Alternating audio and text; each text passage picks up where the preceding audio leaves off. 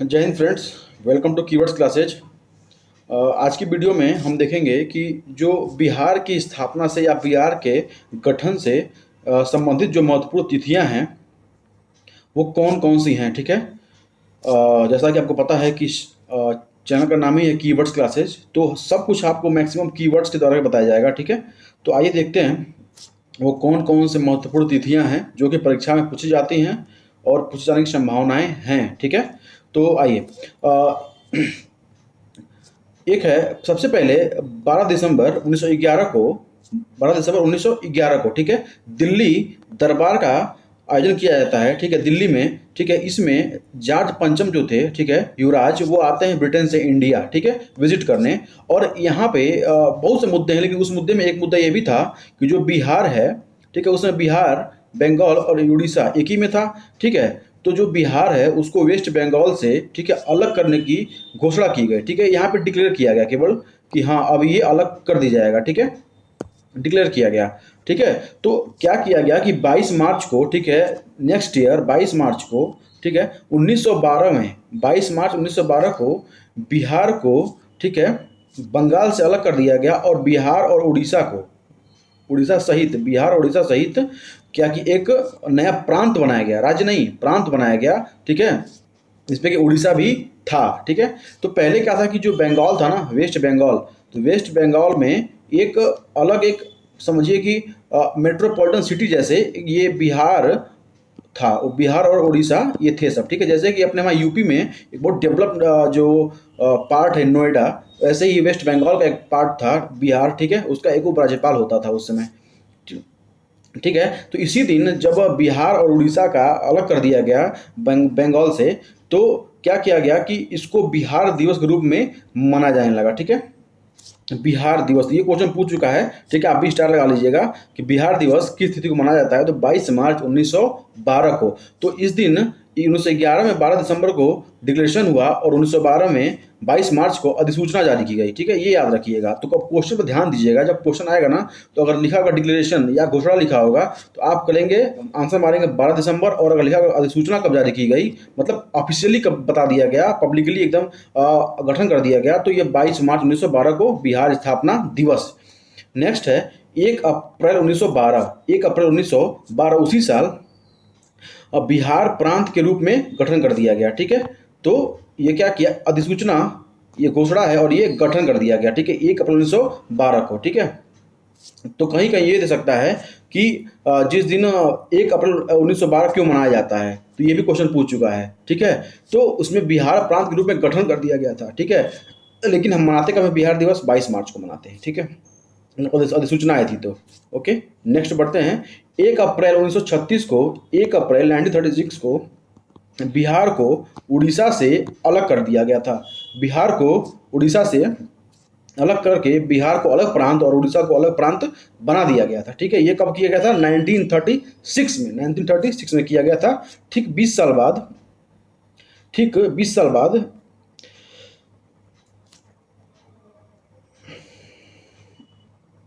20 साल बाद 1956 में राज्य पुनर्गठन आयोग, जिसके अध्यक्ष थे फजल अली, जिसके अध्यक्ष थे कौन, फजल अली थे, इनकी अध्यक्षता में एक राज्य पुनर्गठन आयोग की स्थापना की गई, जिसमें कि 14 राज्य और 6 केंद्र शासित प्रदेश बनाए गए थे। ठीक है, 1956 में। तो उसमें से एक जो था बिहार भी था। तो बिहार इस समय जाकर क्या बना है, राज्य बना है। बिहार 1956 में राज्य बना, इसके पहले प्रांत था। ठीक है।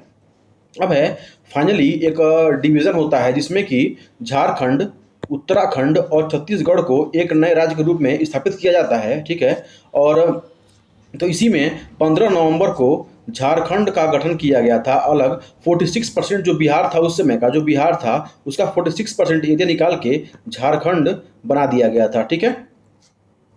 अब देखते हैं नेक्स्ट कि बिहार में कौन कौन से प्रशासनिक इकाइयां कौन कौन सी हैं, इसके बारे में हम देखेंगे कि बिहार में जो एक कह सकते हैं कि जो प्रशासनिक इकाई है या राजनीतिक व्यवस्था कैसे चलती है, तो इसमें हम देखेंगे कि जो जिला है ना, जिला 38 है, जिला 38 है। प्रमंडल कितने हैं, तो 9 हैं। ठीक है, जिन्हें हम कमिश्नरी बोलते हैं, कमिश्नरी बोलते हैं। ठीक है। और अनुमंडल, अनुमंडल कितने हैं, 101 है, ठीक है। अनुमंडल मतलब तहसील, सब डिवीजन बोलते हैं। तहसील जो है कितने 101 हैं, और प्रखंड जो है मतलब ब्लॉक वो 534 है, आपका 534 इसको दिखाया गया है। प्रमंडल 9, जिला 38, अनुमंडल 101, प्रखंड 534, और जो ग्राम पंचायत है, जो ग्राम है 45103, 45,000 गाँव हैं, ठीक है, बिहार में। इसको आप याद रखेंगे। नेक्स्ट है कि कुछ इंपॉर्टेंट चीज़ें लिखी हुई हैं जिसको आप को मतलब बहुत कठिनाई से इफेक्ट मिलते हैं, तो आप इसको कॉपी में लिख लीजिएगा, ठीक है। तो नेक्स्ट है कि ये देखेंगे कुछ नोट किया गया है कि बिहार छात्र सम्मेलन बैठक किसके अध्यक्षता में किया गया या कौन आयोजित किया, ठीक है। तो राजेंद्र प्रसाद ने आयोजित किया था, ठीक है। अब है मजहरूल हक, अली इमाम और हसन इमाम, ये जो 3 व्यक्ति थे, इन्होंने अलग बिहार राज्य की स्थापना की मांग की थी, ठीक है, और इसका समर्थन भी साथ में किया था। तो आप ये याद रखेंगे कि समर्थन भी किया और मांग भी की थी, ठीक है। तो क्वेश्चन अगर आता है बन के कि इनमें से कौन से ऐसे व्यक्तित्व थे, कौन से ऐसी पर्सनालिटीज़ हैं जो कि अलग बिहार राज्य की स्थापना की मांग किए थे, तो उसमें कहीं अगर दे देगा आपको श्री कृष्ण सिंह दे दिया, ठीक है, श्री कृष्ण सिंह दे देता है, या सहजानंद दे देता है, सहजानंद, तो ये चीज़ें आप इस दिमाग से निकाल दीजिएगा कि ये कोई था नहीं इसमें। 3 न एस के सिंह थे ना सहजानंद थे, तो इसमें थे मजरूल हक, अली इमाम और हसन इमाम, ठीक है। और 1908 में क्या होता है कि बिहार प्रादेशिक सम्मेलन होता है, ठीक है। यह पहला अधिवेशन था बिहार प्रादेशिक सम्मेलन का, ठीक है। और इसी सम्मेलन में जो मोहम्मद फखरुद्दीन थे, मोहम्मद फखरुद्दीन, ये नाम याद रखिएगा, इनके द्वारा बिहार को बंगाल से अलग करने की मांग रखी गई थी, और इसमें यह मांग, इस सम्मेलन में मांग यह पास भी हो गई थी, ठीक है। आप इसको याद रखेंगे। अब नेक्स्ट देखते हैं कि बिहार के कौन कौन से मंडल है और उनको याद रखने की जो ट्रिक है, कैसे याद रखेंगे। तो बहुत से लोग बस नाम याद रखते हैं कि 9 हैं, 38 हैं, लेकिन हम आपको यहाँ पे याद कराएंगे कि कितने प्रमंडल हैं, किसमें कौन कौन से जिले हैं, ठीक है। तो देखिए, अब है पहला देखते हैं सारण, कौन सा है, सारण, ठीक। तो सारण में गोपालगंज, सारण और सिवान, ठीक है। तो आप इसको याद रखेंगे, पासवान से याद रखेंगे, ठीक है।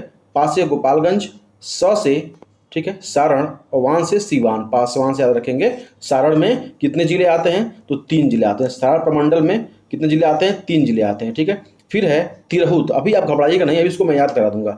तिरहुत ये बहुत इंपॉर्टेंट है। तिरहुत में 6 जिले आते हैं, इसमें पश्चिमी चंपारण, पूर्वी चंपारण, मुजफ्फरपुर, ठीक है, सीतामढ़ी, शिवहर और वैशाली जिले आते हैं। आप 2-3 बार बोलेंगे तो आपको दिमाग में बैठ जाएगा, ठीक है, ताकि अगर क्वेश्चन आता है परीक्षा में तो कम से कम क्लिक कर जाएगा कि हाँ ये तो नहीं था उसमें, ठीक है। तो पश्चिमी चंपारण, पूर्वी चंपारण, मुजफ्फरपुर, सीतामढ़ी, शिवहर और वैशाली याद रखेंगे। अब है दरभंगा, दरभंगा, ठीक है। कभी कभी आपको पूरे मैप में ये नाम नहीं मिलेंगे, तिरहुत, ठीक है। तिरहुत कहाँ है भाई, तिरहुत कहाँ है, तो ये तिरहुत एक मंडल का नाम है जिसमें कि 6 जिले आते हैं, और है दरभंगा, ठीक है। तो ये है 3 इसमें आते हैं, दरभंगा, मधुबनी और समस्तीपुर। तो इसको याद रखें DMS, ठीक है, दरभंगा, मधुबनी और समस्तीपुर। एक बार में चीज़ें याद नहीं होती हैं, ठीक है, 2-3 बार पढ़ने पे लिखने पे याद हो जाती हैं। कोसी जो प्रमंडल है उसमें सुपौल, मधेपुरा, सहरसा 3 जिले आते हैं, ठीक है। SMS सुपौल, मधेपुरा और सहरसा। आप 2-3 बार बोलेंगे तो आपको चीज़ें याद हो जाएंगी। पूर्णिया में देखेंगे अररिया, किशनगंज, पूर्णिया और कटिहार, ठीक है। अररिया, किशनगंज, पूर्णिया और कटिहार ये जिले आते हैं। सबसे मुख्य है पटना, ठीक है। पटना में अगर क्वेश्चन दे देगा कि कौन से जिले हैं जो पटना में नहीं आते हैं, कौन सा जिला जो पटना प्रमंडल में नहीं आता है, तो आप पहले देखिए कौन कौन से आते हैं। रोहतास, कैमूर, बक्सर, भोजपुर, पटना और नालंदा, ये जो जिले हैं यह पटना प्रमंडल में आते हैं। रोहतास, कैमूर, बक्सर, भोजपुर, पटना और नालंदा, ठीक है। इसको आप याद रखेंगे, 2-3 बार बोलेंगे तो याद हो जाएगा, ठीक है। अब नेक्स्ट है मगध, ठीक है। मगध देखेंगे, मगध में 5 जिले आते हैं, इसमें है औरंगाबाद, गया, नवादा, अरवल और जहानाबाद। अरवल की इम्पोर्टेंस ये है कि अरवल सबसे अंतिम जिला है, सबसे नया जिला है, ठीक है, जो कि जहानाबाद से ही कट कर बना है, ठीक है। इसको इससे अलग करके बनाया गया है, ठीक है। अब है भागलपुर, सबसे छोटा प्रमंडल है, इसमें भागलपुर और बांका, बड़े में देखेंगे तो पटना भी है, छः मुंगेर भी है, और आगे ऊपर भी देखेंगे तो तिरहुत भी है, उसमें 6 है। लेकिन यहाँ पे आपको भागलपुर में केवल 2 मिलेंगे, इसमें भागलपुर और बांका, यही 2 जिले आते हैं भागलपुर प्रमंडल में, ठीक है। अब है मुंगेर, याद रखेंगे मुंगेर, ठीक है। मुंगेर में जमुई, शेखपुरा, लखीसराय, मुंगेर, बेगूसराय और खगड़िया, याद रखिएगा, ठीक है। 3 गाँव वाले हैं मुंगेर, बेगूसराय, खगड़िया, और यहाँ पे 2 ख वाले, शेखपुरा, लखीसराय और एक जमुई है, ठीक है। उसको याद कैसे रखेंगे, जो 9 प्रमंडल हैं उसको याद कैसे रखेंगे, ठीक है। तो इसको याद करने की जो ट्रिक है, मैं अपने तरफ से एक ट्रिक बनाया हूँ, अगर आपको अच्छा लगे तो इसको आप याद कर लीजिएगा फ्रेंड्स, ठीक है। देखिए, ये है शांति, भंग, को, पूर्ण, पटना, मगध, भागल, मुंगेर, ठीक है। शांति से, शांति जो होता है ना, शांति, पीस, ठीक है। भंग मतलब जानते हैं, डिस्ट्रॉय कर देना, ठीक है, डिस्टर्ब कर देना। को से कोसी, तो सा से सारण, ती से तिरहुत, भंग से दरभंगा और को से कोसी, ठीक है। सारण, तिरहुत, दरभंगा और कोसी। पूर्ण से पूर्णिया, पटना से पटना, ठीक है। मगध का मगध है, भागल का भागलपुर है और मुंगेर का मुंगेर है। तो ये 1 2 3 4 5 6 7 8 9 ये आपके 9 प्रमंडल बहुत आसानी से याद हो गए। आप इसको याद कर लीजिएगा, जो कि ट्रिक KW क्लासेस द्वारा ही बनाया गया है, ठीक है।